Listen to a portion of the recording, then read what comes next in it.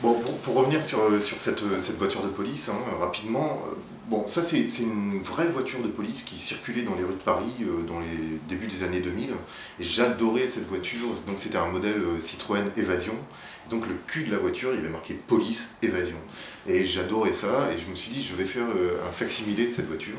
Donc j'ai acheté une voiture Évasion dans le civil, hein, que j'ai transformée en voiture de police. Et je trouve que la question est légitime. Est-ce que c'est de l'art que de montrer une voiture de police dans un centre d'art? Moi je trouve que ça mérite d'être posé comme question. Donc j'ai travaillé avec un avocat pour savoir de quelle manière on pouvait le faire. Et la réponse était de mettre un panneau d'affichage à côté de la voiture disant « Ceci n'est pas une voiture de police, mais c'est une œuvre d'art ».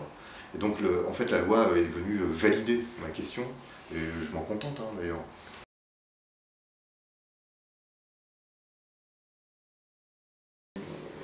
Moi, je voudrais juste rebondir sur...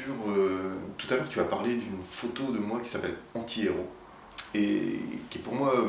bon, c'est quasiment la toute première pièce que j'ai faite. Et c'est parce que, bon, quand j'ai commencé à voir que mon travail plastique s'orientait sur des questions politiques comme ça, j'étais très intéressé par des boulots comme Chris Burden, des choses comme ça, assez... enfin, disons que je trouvais que l'artiste avait la posture du héros. Et que moi, je ne me situais pas du tout là-dedans. J'étais plus dans une position en retrait, comme ça. Et donc, elle faisait comme ça office de manifeste sur ma position. Et puis, moi, il y a quelque chose qui m'intéresse beaucoup chez Pascal, c'est sa frontalité. Dans tout le travail de Pascal, il y a comme ça quelque chose d'immédiat. C'est quelqu'un face caméra, comme ça, et qui s'exprime directement, la plupart du temps en regardant la caméra. Et ça c'est quelque chose qui m'impressionne, en fait. Moi, je suis absolument incapable de faire ce genre de choses. Et si on a des vrais points communs dans nos recherches, il y a plastiquement quelque chose de très quasiment opposé. C'est-à-dire moi je suis vraiment dans l'ambiguïté, dans le chaos, et toi tu es dans quelque chose de très direct. Hein.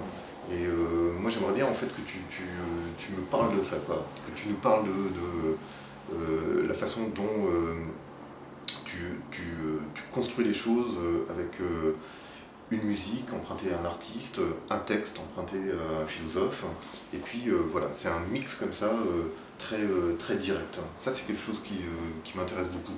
Par exemple dans Abamao. Alors ça pour moi, ça c'est une pièce vraiment importante. Bon, et puis il y a aussi le fait non seulement de l'interprétation, mais aussi du jeu. C'est-à-dire que c'est pas juste j'allais dire voix off, mais en tout cas aide-moi. Tu sais, quand tu mimes une chanson. Un playback. Un playback, merci. Mais aussi un geste, quoi.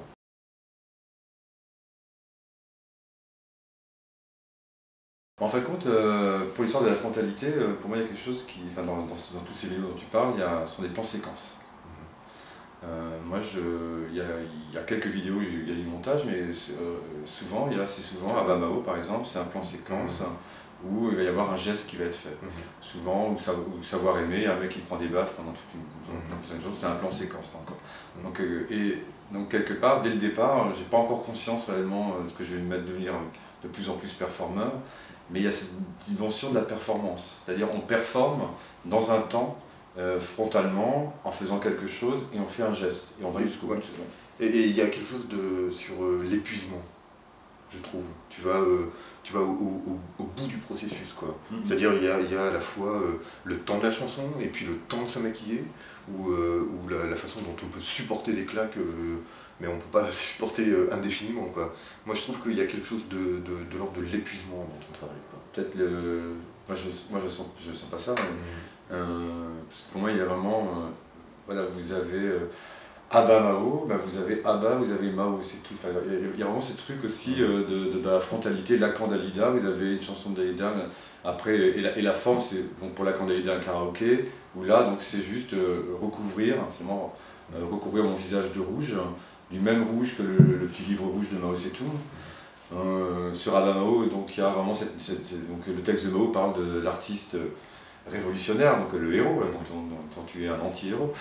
Et donc déjà dans cette vidéo, cette proposition, il y a le fait de chanter, donc de chanter ces mots donc, qui décrivent l'artiste révolutionnaire.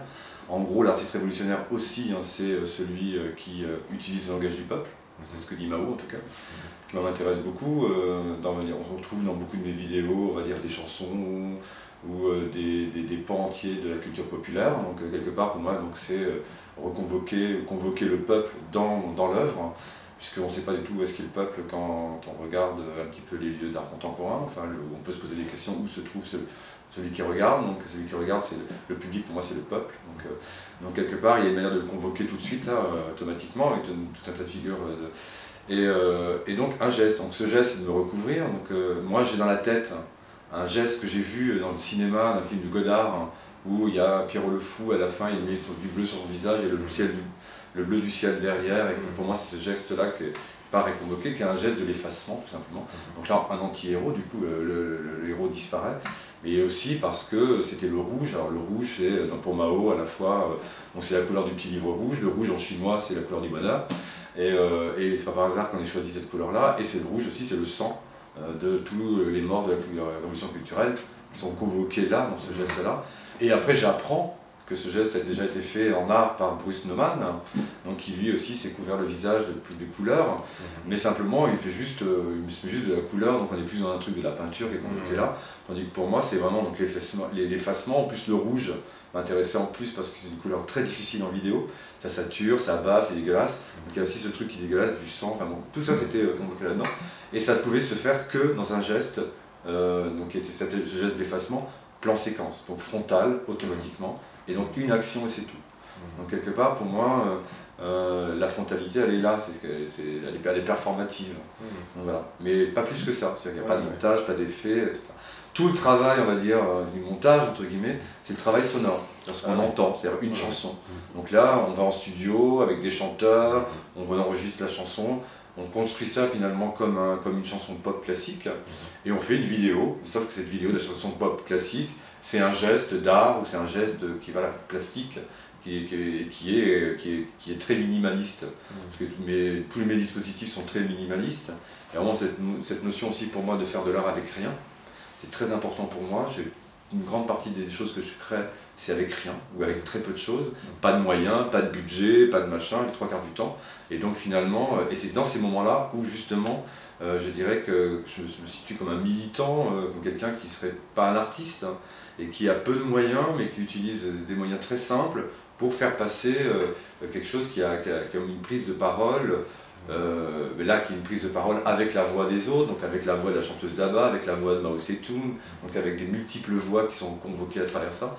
Donc c'est une place, et je pense que plus le dispositif est simple à l'écran, plus on peut entendre tout ce qui est aussi le travail sonore, en fin de compte, qui est, dans ce cas-là, à mon avis, aussi important, sinon plus important.